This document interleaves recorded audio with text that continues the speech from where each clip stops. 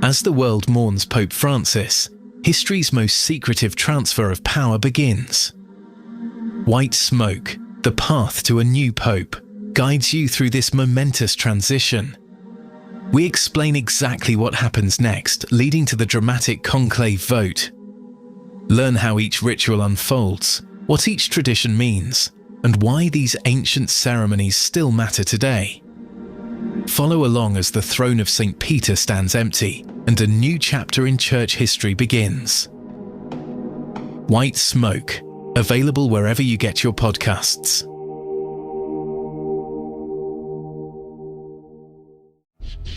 In Washington, D.C., power flows through information.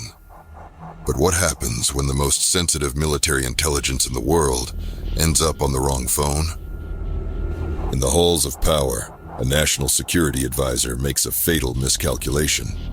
On the other side of the world, a special forces team walks into a perfectly orchestrated trap. When the dust settles, 4 American soldiers are dead, 3 more captured. And the most catastrophic intelligence breach in modern history is just beginning to unravel. Signal Lost, a 6-part podcast thriller about betrayal, courage, and the devastating consequences of a world where even our most guarded communications are never truly secure. When everyone is listening, nowhere is safe. Signal Lost, available wherever you get your podcasts.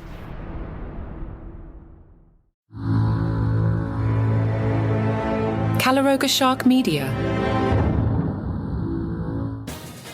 From Vatican City, where you don't want to stand near J.D. Vance, this is Ballot.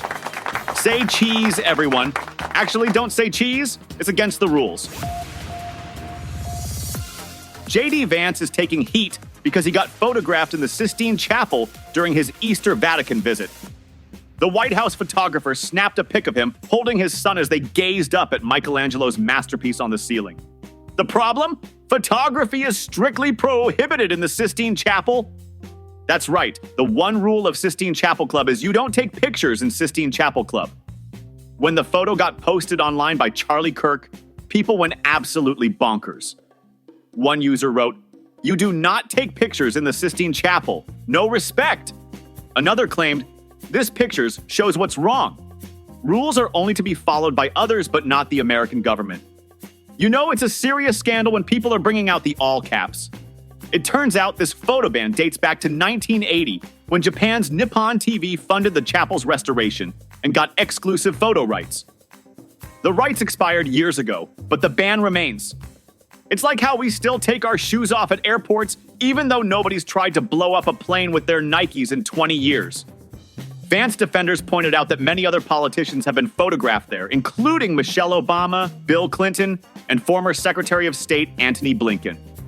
So basically, the "but other people did it too" defense. The same one that didn't work when you were 10 and your mom caught you eating cookie dough straight from the fridge. The real kicker? Vance met with Pope Francis just one day before the Pope died at 88 years old. I'm not saying there's a connection between breaking Vatican photo rules and the Pope's passing, but if I were Vance, I'd be lighting a few extra candles at church this Sunday. Also, Photogate is a good way to get people to stop talking about Killed the Pope Gate. President Trump just announced a plan that sounds like the strangest game show ever. Who wants to be a millionaire in another country? That's right.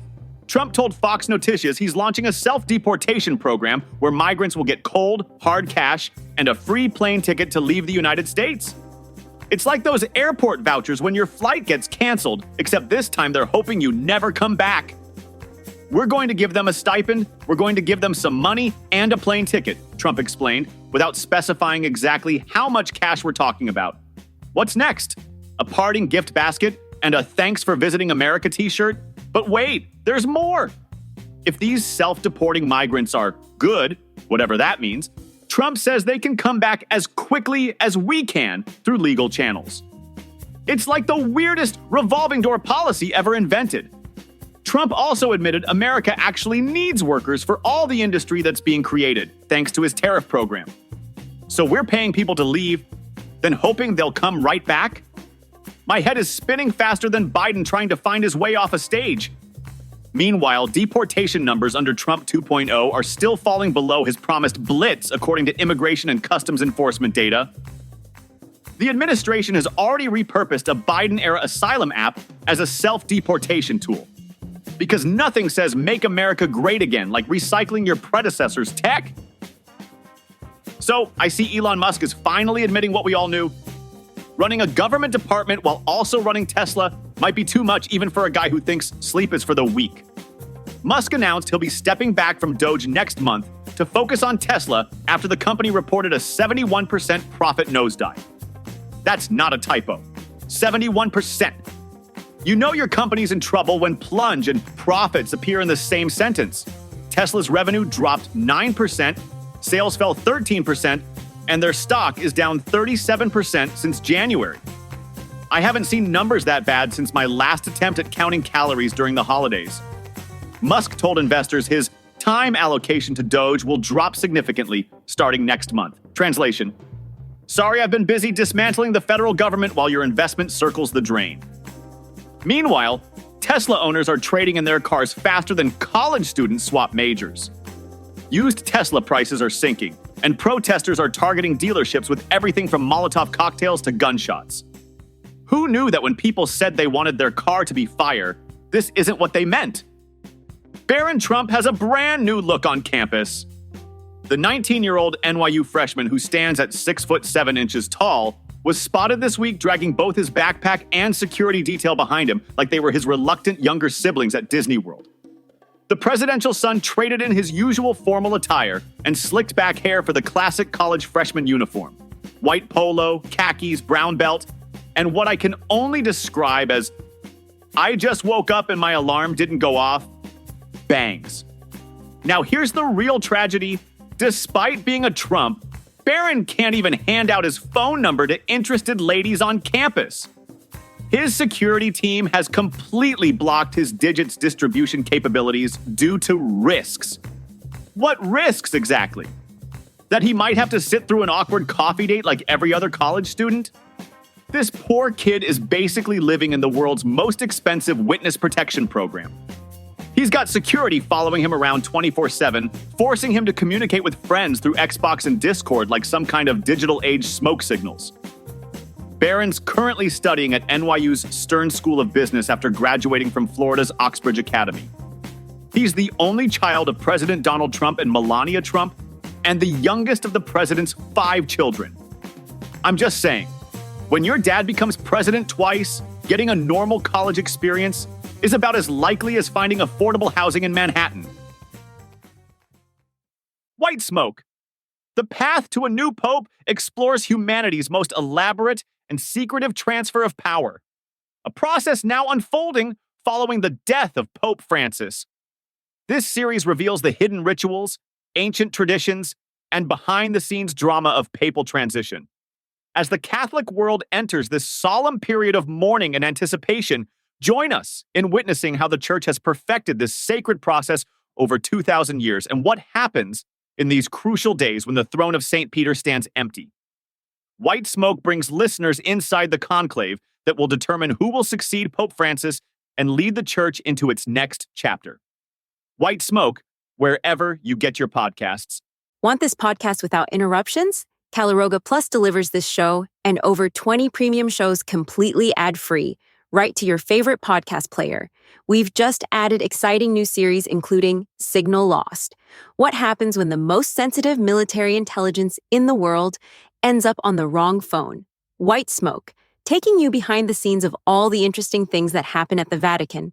And Pager Protocol, a thriller about getting exploding pagers into the hands of the bad guys. Plus, receive all your existing favorites like Palace Intrigue about the royal family, daily comedy news, 5 daily trivia questions, and 5 good news stories. Apple Podcast users, simply tap the banner in your Apple Podcasts app that says, Uninterrupted Listening, Spotify and other players. Visit caliroga.com/plus. If you missed all that, check the links in the show notes. It's just $4.99 a month for no ads. Listen on any device, on any player you love, completely hassle-free. Ever notice how the villains often steal the show? All this week, 5 Daily Trivia Questions celebrates these scene stealers with a special Villains Week event. Host Mark Ellison will take you on a journey through the fascinating world of antagonists, from the methodical Hannibal Lecter to the magical Maleficent, the calculating Moriarty to the chaotic Joker. What, no electric car manufacturers? Each day brings 5 new questions about the characters that push our heroes to their limits, and sometimes make us question which side we're really on. Whether you're a pop culture expert or just appreciate a good antagonist, Villains Week offers something for everyone. It's the perfect blend of entertainment and education that 5 Daily Trivia Questions is known for. It's Villains Week on 5 Daily Trivia Questions, available wherever you get your podcasts. Because sometimes it's good to be bad.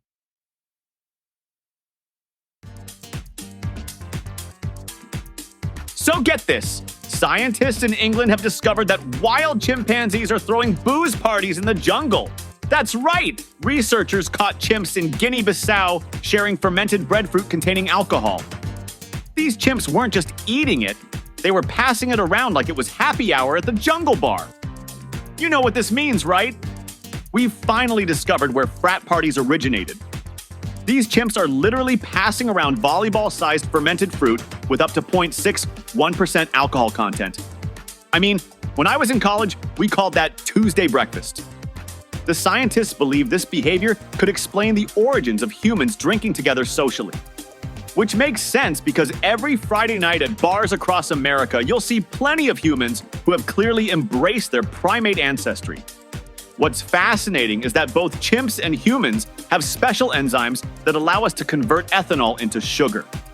Scientists call this the drunken monkey hypothesis, which coincidentally is also what my friends called me after my 21st birthday.